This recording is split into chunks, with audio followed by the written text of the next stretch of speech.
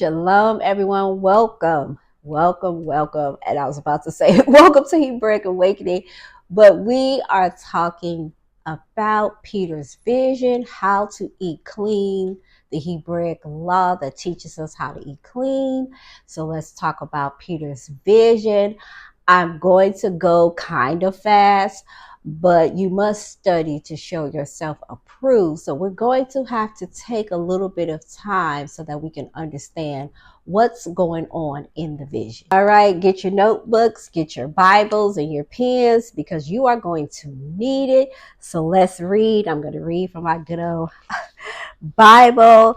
And I'm not going to read everything, all right? So, but we are in Acts chapter 10. And so I want you to read for yourself. You have to study again to show yourself approved. So I am going to start verse 11, all right? And saw heaven opened and a certain vessel descending unto him as it had been a great sheet knit at the four corners and let down to the earth, wherein were all manner of four-footed beasts of the earth and wild beasts and creeping things and fowls of the air. So when we are studying, remember not to bring your biases, what you have been told from previous teachings when you begin to study to really get a true understanding, because we bring error with us as we are studying the text. So one error that is brought to us is the fact that Peter's vision showed all unclean animals, and that is not the case. When you read this in the Greek and translate it back to the Hebrew, no matter which way you swing it, the scriptures say it was all manner of beasts and fowls, birds, reptiles, and so on. So this text is not talking just about unclean animals. Again, Peter did not have a vision of unclean animals only. He had a vision of all animals, the clean and the unclean. So let's keep reading. 13, and there came a voice to him, rise, Peter, kill and eat. And sometimes I will refer to Peter as Kepha because that is his Hebrew name, and that's the name that his mama gave him. All right. But Kepha said, not so, master, for I have never eaten anything that is common or unclean. Ding, ding, ding. Slow down. Don't read fast. Read it so that you can read in context. Common. Do you understand what that word means? It did not say all unclean. He said common or the unclean. So let's put on our ancient Hebraic minds and think like our ancestors. And for those that are grafted in, you are going to have to think like a Hebrew. You're going to have to go back to the Torah, the writings, and so on, and find out what common means from a Hebraic perspective. So I'm going to break it down for you, paraphrase it. But when Peter is talking about common, he is talking about clean animals that have been defiled. So when a clean animal comes into context, say a clean animal gets hit on the side of the road and it died a certain way, we are not instructed to eat it. As a matter of fact, Hebraic law states that our animals have to be slaughtered a certain way.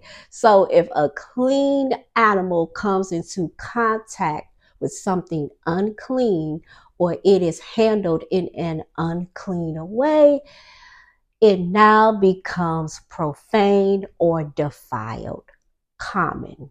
So let's keep reading. The Most High, we know, is talking to him, and he had to teach him this 3 times. He had to say it 3 times, teaching Kepha 3 times, and we're going to learn why he had to teach Kepha 3 times. Like, Kepha, I said.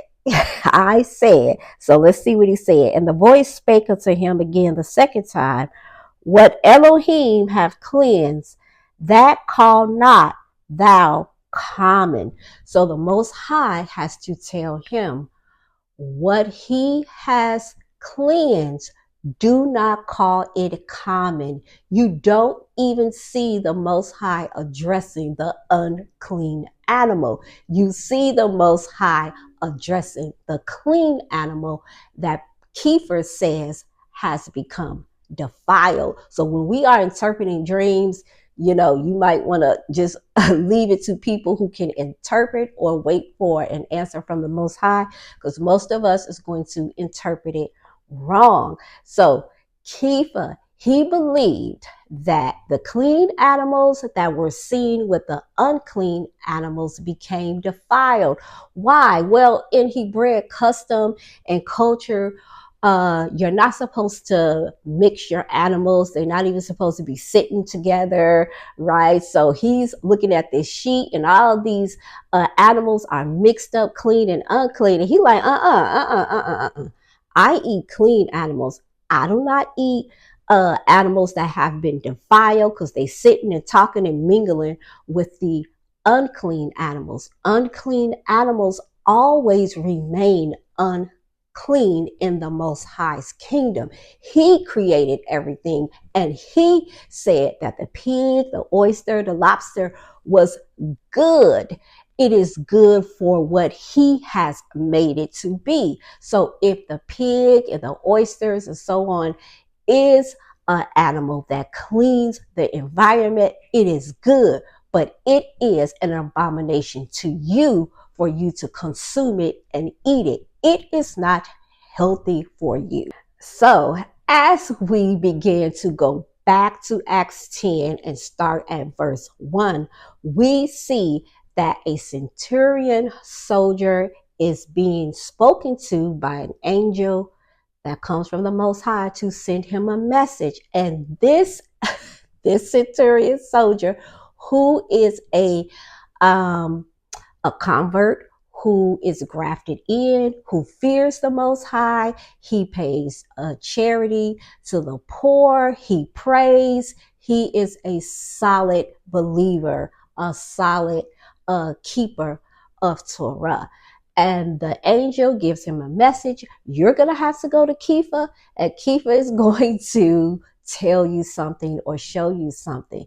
Now you begin to understand why Kepha had to be visited himself and be given a lesson. Because in Hebraic culture, again, Kepha was a hardcore Hebrew. He was an Israelite that did not play.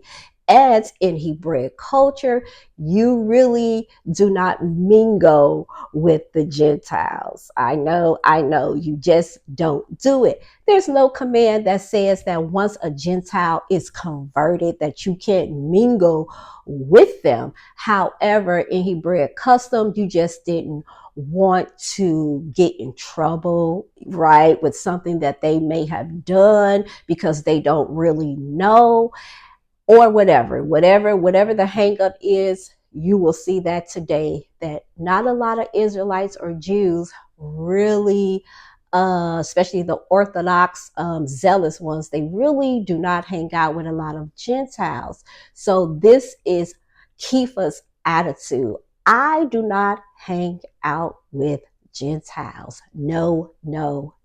This is why him and Apostle Paul or Shaul was clashing. Like Peter, like, what in the world are you doing? And let's read it in the text to prove my point. You must understand Hebraic culture. Let's start at verse 24. We're still in Acts 10. Verse 24, and the morrow after they entered Caesarea, and Cornelius waited for them and had called together his kinsmen and near friends, right? And as Peter was coming in, Cornelius met him and fell down at his feet and worshiped him. But Kepha took him up, saying, stand up. I myself also am a man. And as he talked with him, he went in and found many that were come together. And he said unto them, ye know how that it is an unlawful thing for a man that is a Jew to keep company or come unto one of another nation, but Elohim has showed me that I should not call any man common or unclean. So the Most High has taught Peter, and Peter added to it like we always do. Listen, I'm not supposed to call you common or unclean, but the Most High has cleansed the Gentile when you come into the faith, and now you are cleansed according to the Most High. So Kepha's vision, the Most High was telling him, just because a Gentile is grafted in, it doesn't make you unclean, right? He didn't address again the unclean animals. He was trying to get Kepha to say, just because a Gentile come into your presence, it isn't going to make you defiled. It isn't going to make you common. It isn't going to profane you. What I have cleansed is cleansed. Stop it with the bigotry, right? Stop it with the religiousness, because the Pharisees, the Sadducees, and our Torah teachers, they were very religious, and they would put up these little gates, right? Thinking that it would guard us and keep us from breaking Torah. But most of the time, we uphold traditions, we uphold people's interpretations higher than the Torah. And the Most High Himself said, stop it. So I want you to reread Acts chapter 10, the whole chapter. Now you're going to understand this. So we cannot say that the Most High used a supernatural spirit to cleanse all of the unclean, abominable animals that is not meant for consumption. Listen, the Most High wants you to use your common sense and to think naturally. And when you study these animals that are unclean, you understand that they are not ruminant animals. We are to eat animals that ruminate. So you need to do your due diligence and study the animals that ruminate and why they are healthy and better for you to eat and to consume. Then you need to study the animals that are non-ruminants and see why it is toxic to you. I myself, again, have eaten pig and shellfish. It was something that I loved before I understood who I was and walking in Torah. And when I read the commands for me not to eat it, I did it, but I didn't understand it from a natural standpoint. Not until I researched and studied for myself. Nobody came and sat down next to me and told me. I had to study, and so should you. In the end, we are going to make decisions that we feel is best for us. That is between you and the Most High. I am here to bring out the text. And when you are trying to prove a point, we cannot start in the back of the book. So many of us do that. Even with head coverings, people come to me and they bring scriptures out of a letter that is written by one of the Talmudim or apostles. Where is it directly commanded in Torah? And so when you start in the back of the book and you cannot do line upon line, precept upon precept, you're going to find yourself in error. All right. So I'm trying to keep this video as short as possible. I hope this bit of information has helped you. And until the next video, shalom, everyone.